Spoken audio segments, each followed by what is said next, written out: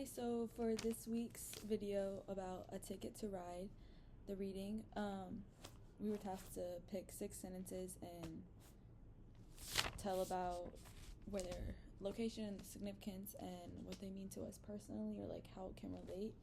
And so I'm going to go ahead and just read all 6 of my sentences, and then I'll go ahead and answer the questions regarding each. So the first sentence I picked is, there are times when I feel stuck on the standby list. This was at the very beginning, page 103, or section 103. And then my next one is, in every generation, a person must view himself as though he personally left Egypt. That was on page 105. And then for my third sentence, do you hear what people are saying? Life's too hard. This problem is too big. I've never been this low in my life, from 106. And then my fourth sentence, the lamb must be slaughtered, for his blood alone will set people free. That's on 110. Then number 5, what acts of moral courage will our children remember us for? And then number 6, why does God lead Israel on a much longer route to the promised land? And then moving to this answers for each question. So for my first sentence, I said the sentence comes from the intro of the story, where a metaphor of being on standby versus having a confirmed ticket is what's being shown through that sentence and in that section. And the author is connecting it to the ancient Passover narrative, to modern feeling of being left out or left behind in life. And I feel like I connected this quote to me personally, and just in general to people, because it shows how everyone has times in their lives where you're put on a standby list, or put in a position where you feel like you're being left behind. Yeah. And then moving on to my next sentence,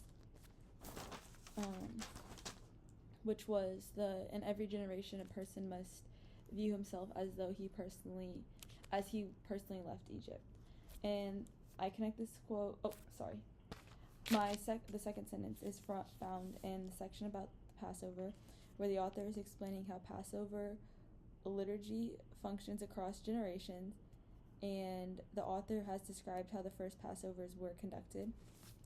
And what I said about this quote was that it can be connected to my life as a Christian, and just as well as every generation of Jews, they must view themselves as they're being left in Egypt. But as a Christian, we view ourselves as if we died and that we're rising with Christ. Yeah. And then moving on to sentence 3, which I picked, was, do you hear what people are saying? Life's too hard. This problem is too big. I've never been this low in my life. So this sentence comes from the section God's Gift of Shalom. And immediately after the author has explained the requirements for the Passover lamb, the author is transitioning from the technical details of the Passover ritual to its deeper technological meaning in the contemporary application. And I feel like for me personally, this really relates to my life, for me, because my life recently, I feel like I've had a lot of lows in life. Just I've had a lot of highs and a lot of lows in certain parts, but I feel like for everybody, especially the quote about this is too hard and you feel like you can't do it, I have felt like that recently, just in certain aspects, just small aspects. But I've also come to realize recently that it's happening for a reason, and I've accepted why these hardships, why they're happening and what the reason is for them. And then that was just really how it relates to me personally, but I feel like this can be related to a lot of people, especially in the part where it says why is this so hard, life is too hard. It can just relate to a lot of people. And then moving on to my fourth sentence, which was, the lamb must be slaughtered, for his blood alone will set people free. This quote comes during the meditation of Francisco de Zurbarán, and the author's imagines what someone would do if they could enter the painting naturally. They'd want to unite the innocent, kind, loving lamb and set him free. I feel like this quote confronts me with an uncomfortable necessity. It shows an uncomfortable version of what was sacrificed for us, because someone's death is what was sacrificed for us.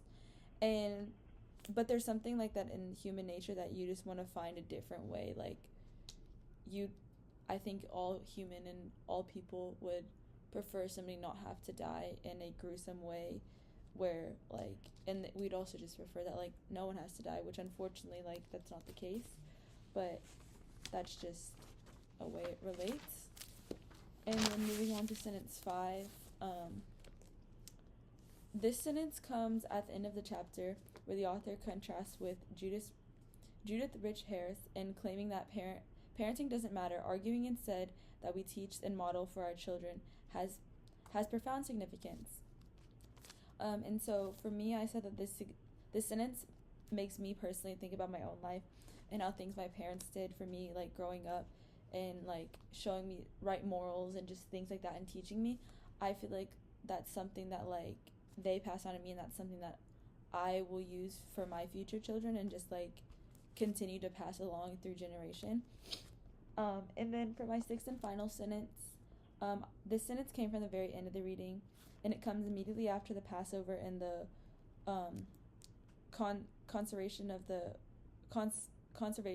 firstborn. And this relates to my personal life and showing that how God might give you just a longer path just to test you and your faith, just to put you on a path that like is not what was expected, but you know, sometimes a longer path is what's needed, and that's okay. But those were my 6 sentences and how they stuck up to me. So thanks.